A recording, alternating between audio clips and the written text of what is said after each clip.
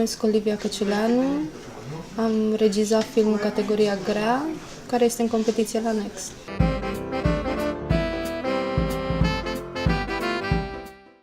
Este vorba despre un cuplu de pensionari care sunt confruntați practic cu trecutul lor și astfel ies acele sentimente la iveală care de fapt sunt sentimente de iubire. E inspirat practic din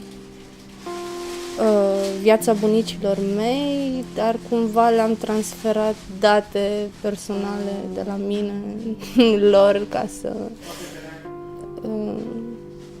mă apropii cât mai mult de personaje. Eu am arătat după aceea filmul acesta rudelor mele și toți au rămas extrem de șocați datorită faptului că semănau foarte bine cu ei și ei, mă rog, au decedat acum ceva mai multă vreme și se tot întrebau cum de eu am ținut minte toate caracteristicile lor.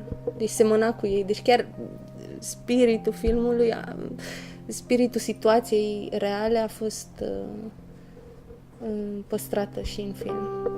Ei nu ieșeau dublă și începuse să fie foarte nervoasă și el s-a dus la ea și a luat-o în brațe, deși se vedea cumva din gesturile lor că face asta special, nu știu, ca să o ajute. Da, m-a ajutat foarte mult că erau căsătoriți. Oricum aș fi vrut să joace un cuplu căsătorit ca să recreeze toată dragostea, de fapt, da.